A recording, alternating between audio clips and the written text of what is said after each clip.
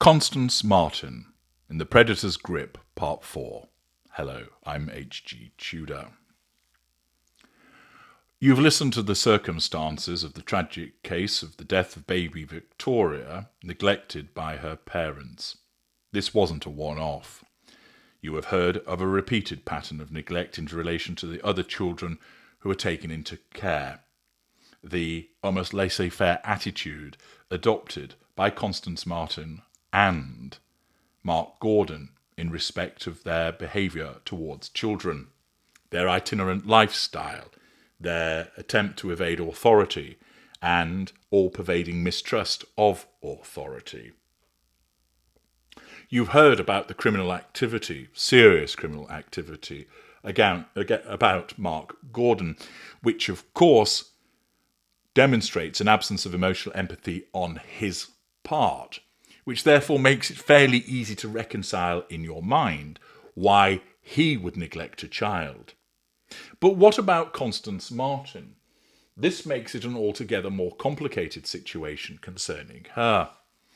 On the one hand, you have heard how many people spoke about her being a lovely, kind, bubbly person, albeit a little bit disorganised, that she was easily persuaded to undertake this sort of hippie lifestyle, something which often occurs where somebody born into a life of privilege decides that they're essentially going to rebel against it, having no real idea of how the world works because everything has been offered on a plate.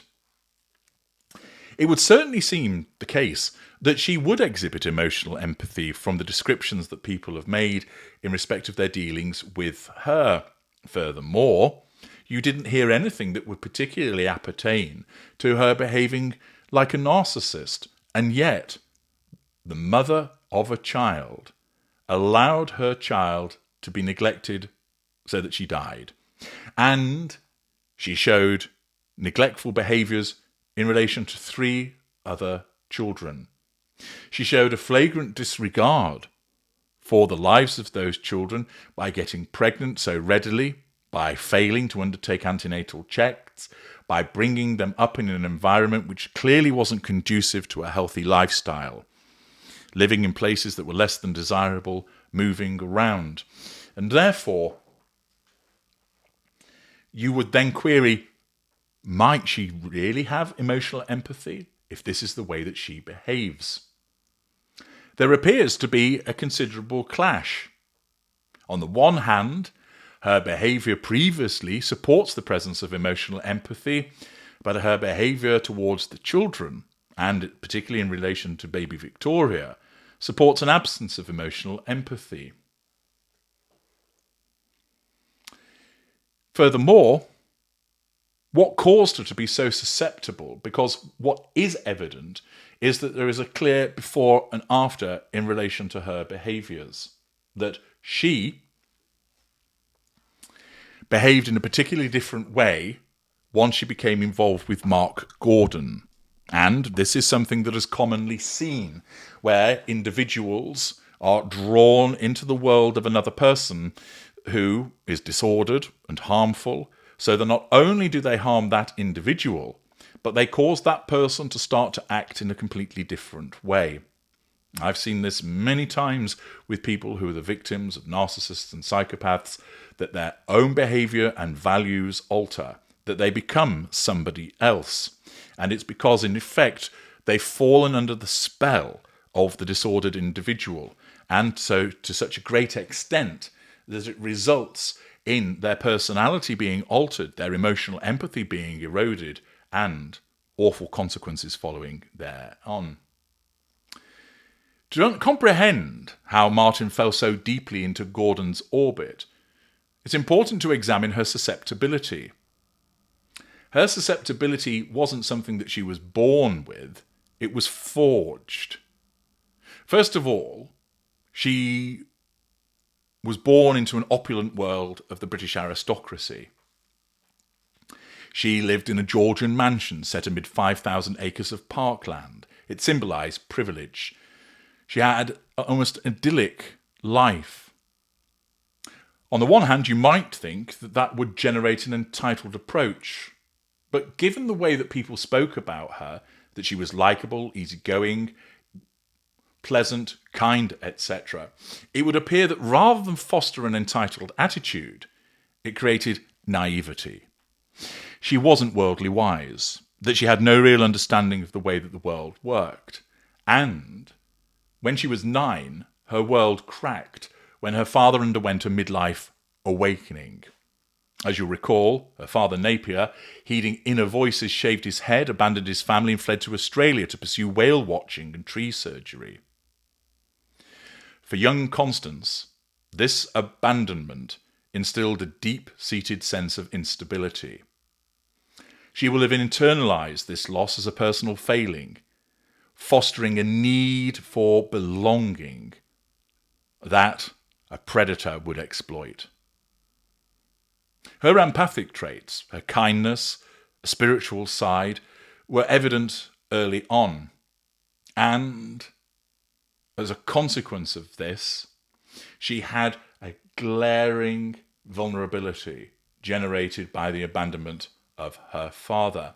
But then this vulnerability was heightened. And the pivotal vulnerability emerged in 2006 at age 19, when she travelled to Nigeria and joined the Synagogue Church of All Nations, SCOAN, under the infamous T.B. Joshua. What began as a spiritual quest devolved into a cult-like nightmare. Joshua, dubbed Daddy by followers, isolated disciples, deprived them of sleep, starved their self-worth and subjected them to abuse. Marten endured 3 months in this compound, experiencing what her family described as bizarre and damaging ordeals. Friends noticed 2 versions of Constance, the vibrant one before Nigeria and the profoundly changed one thereafter. Essentially, the abandonment by her father and the trauma of her experience in Nigeria shattered her boundaries, leaving her with post-traumatic stress disorder and the vulnerabilities that come with that. This manifested as shame, silence, and most of all, a pattern of seeking saviours by way of controlling figures. It exposed her to be easy to manipulate. She exhibits codependent traits, craving validation while fearing abandonment, making her a prime target for ensnarement. And then enter Mark Gordon. You have an individual who has clearly exhibited emotional empathy in the past from what people have described about her, but she has been scarred by her father's abandonment, which causes her then to regard herself as a failure, and then fostering a need for belonging, and then the post-traumatic stress disorder that arose as a consequence of her abuse in Nigeria, which left her open and vulnerable to seeking being saved by a controlling figure. In effect, she delegates responsibility to that other individual, which of course a predator is going to readily exploit as a consequence of their own absence of emotional empathy and the ease by which this individual is handing themselves on a plate. Mark Gordon committed a heinous rape. He engaged in physical assault. He demonstrates impulsive violence, a lack of remorse, crude control targets. Marten, traumatized, estranged from her family due to her rebellion and seeking purpose, well, Gordon appeared as the soulmate. He will have love-bombed her. Declarations of undying love, shared adventures, and a narrative of mutual victimhood against societal judgment, which has fostered whereby his own paranoia, as a consequence of the threat to control that exists from authority, was imbued in her, resulting in her agreeing that they would not embrace societal infrastructures, meaning that she wouldn't undertake antenatal checks, that she distrusted hospitals. In effect, he had a pathological rejection of such institutions by virtue of what he is, and he then infected Marten with that view, and because she was so impressionable, so open to a supposed saviour, that she accepted what he said and went along with it and believed it also. Gordon, with his prison scars and outsider status, in effect mirrored Marten's post-Nigeria alienation. She called him Daddy Bear, a term echoing the cult leader's paternal control, revealing her transference of vulnerability. This made it all easier for Gordon to control her. He bound her through reproduction. Marten's family disapproved, viewing him as a threat.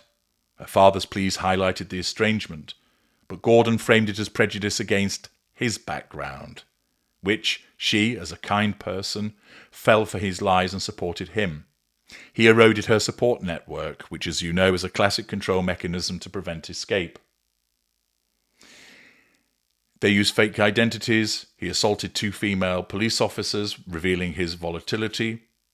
Social services intervened, deeming the environment unsafe owing to his history and their transient lifestyle. 4 children were removed, which fueled Marten's paranoia of state theft, which was stoked regularly by Gordon. Gordon exploited this, positioning himself as her protector against external threats, binding her to him through shared grievances. The pregnancies were a weapon. Children, as you know, are an extension of control, utilised for leverage and fuel sources. Marten bore 5 children in quick succession, each reinforcing dependence to Gordon. Gordon's insistence on off-grid living, evading rent, bouncing between properties, devalued her further, stripped her of stability. The trust fund provided funds, but he dictated their use. Thousands on taxis during flights, yet scant spent on essentials. This financial control is another form of abuse, reducing her to a puppet. Her empathic nature compelled her to try and save him, and ignored all of the various red flags. Her trauma from Nigeria amplified this. Having escaped one controller, she subconsciously sought out another to fix her unresolved pain. The tragic apex came with baby Victoria. Fearing removal like their other children, they fled off-grid. This was Gordon's ultimate manipulation. They crisscrossed England, Bolton, Liverpool, Harwich, London, Colchester, Brighton, spending lavishly on evasion, but neglecting Victoria's needs. Living in a flimsy tent on the South Downs amid winter freezes, Victoria died, likely from hypothermia. Marten claimed she blacked out while holding the baby, waking to find her lifeless. They stashed the body in a little bag amid rubbish in a shed, which demonstrates the child was just viewed as disposable, and certainly of no use to a predator such as Gordon. Gordon's influence is evident in Marten's denial. During their trial, she exhibited defiant bravado, yawning, arguing the state was responsible, lashing out at journalists for not telling the truth to power. This, of course, is her blaming external forces for internal failings, which is mirroring the way that a narcissist would behave. Gordon, self-representing, demonstrating grandiosity, complained of being treated like monsters, extracting sympathy, even in court. The impact on Marten's profound, a systematic demolition of self.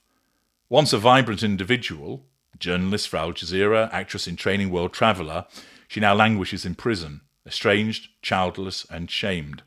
Her susceptibility, abandonment by her father, cult trauma, made her crave the false security that Gordon offered. He ensured that he was able to control her and manipulate her.